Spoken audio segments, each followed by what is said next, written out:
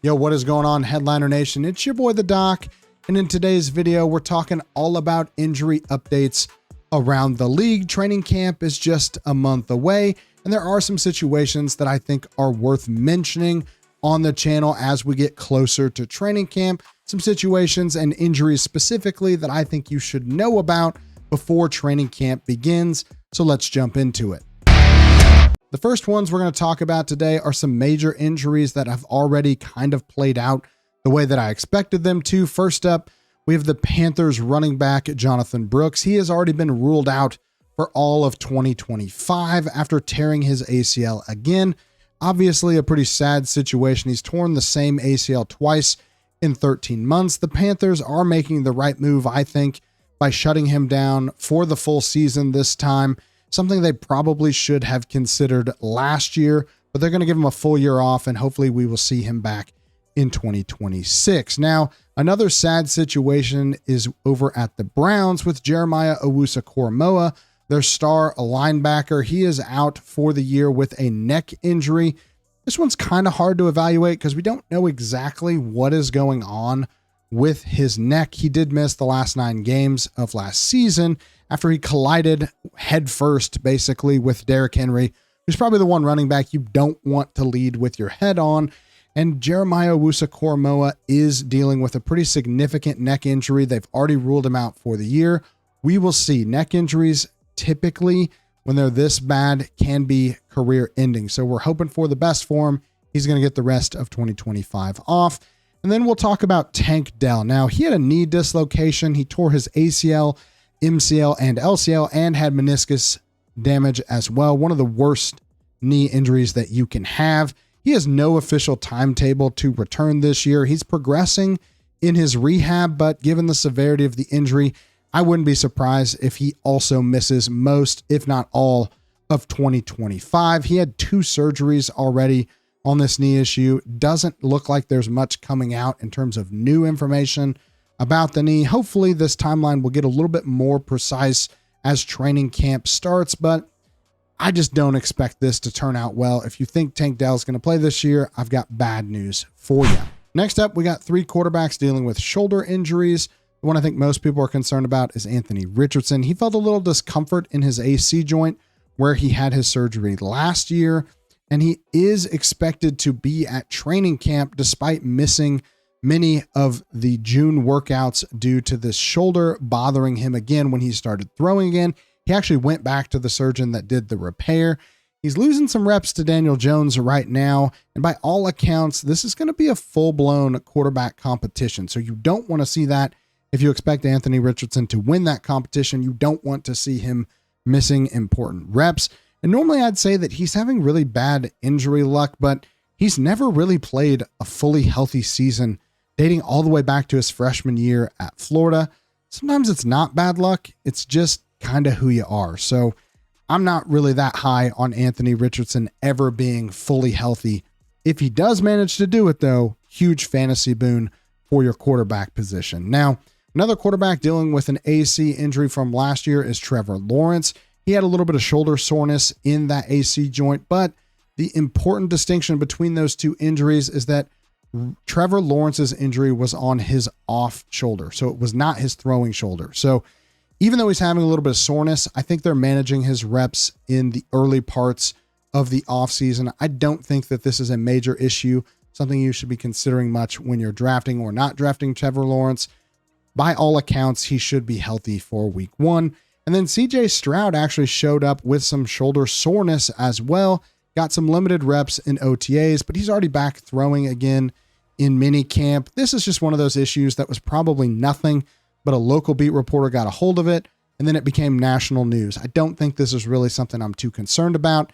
I think CJ Stroud should be fine, but just wanted to mention it here in case you saw some of those reports. Next up, we're going to rapid fire through a bunch of different injury situations that we're just kind of monitoring. Nothing too serious right now, but just worth knowing heading into training camp. First up, Kyle Pitts has a foot strain. He's not participating in OTAs. The team said that they're being very cautious with this, and I doubt that it's something that should linger if they address it right now, but it is concerning if it continues to be a problem once training camp begins. Colston Loveland had surgery on his AC joint back in January. He is expected to miss parts of the offseason workouts while he is recovering from that AC repair. Not something that we didn't expect, but just worth knowing if you see his name pop up, that this was something that we were expecting from him, especially at the beginning of training camp specifically. He may even get a PUP designation, but it's probably not something that's actually going to cause him to miss games. Amon-Ra St. Brown had offseason knee surgery. This was just a scope. He did have a cleanup procedure. They went in, cleaned up probably a small meniscus injury of some sort. If you watched closely last year, you could kind of tell that his knee was bothering him a bit, especially towards the end of the season. He should be ready to go for training camp in July. I'm not too worried about this one. It's very routine for guys to have a scope specifically on their knee if they were having something that was bothering the knee. Now, Ricky Pearsall has a hamstring strain, and the team's holding him back for the beginning of training camp. He's not participating at all in minicamp or OTAs. This is now the second offseason that we've seen Ricky Pearsall have a hamstring issue in the offseason. It's just worth knowing. I'm still investing in the talent, but I would like to see him get more practice time in the offseason and become a healthy part of that offseason. I just worry with young players specifically that they're not training well enough in the offseason, and that's why all of these injuries pop up when they first get back to training camp. Now, his teammate Brandon Ayuk is coming off that ACL tear.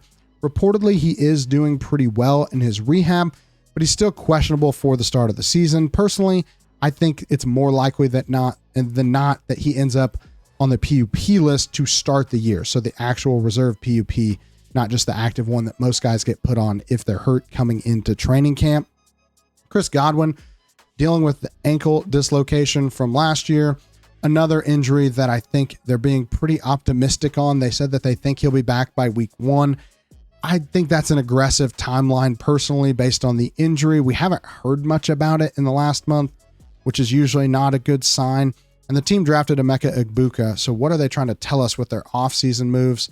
I just don't understand what the rush is to try to bring Chris Godwin back. And then finally, Kenneth Walker III has a groin strain.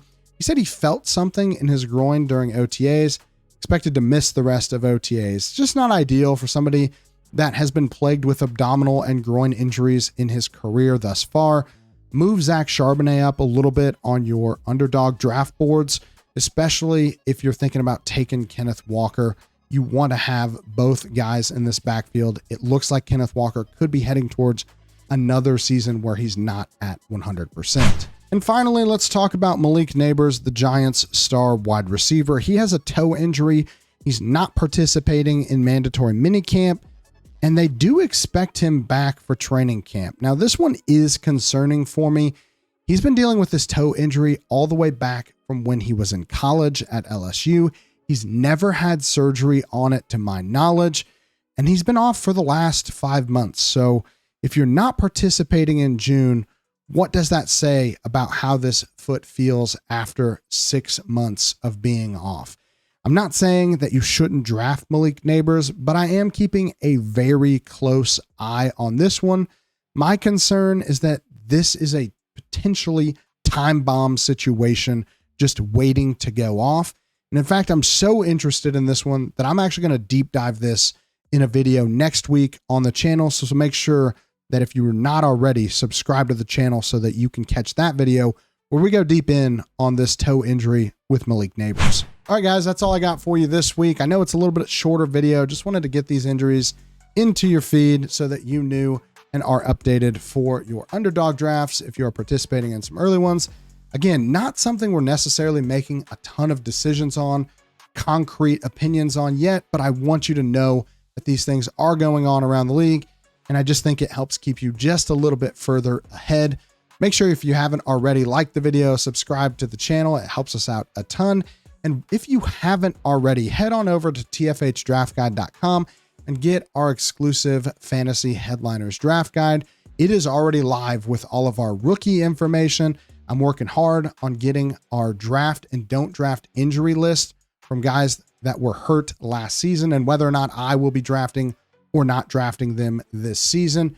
If you haven't, definitely check that out. Jake and Kyle also putting in tons of work on the draft guide. It is the best place to get all of our opinions, up-to-date rankings, really anything you could want for your draft. And it is a pretty cheap deal. It's not that expensive. Again, head on over to tfhdraftguide.com and pick up your copy today.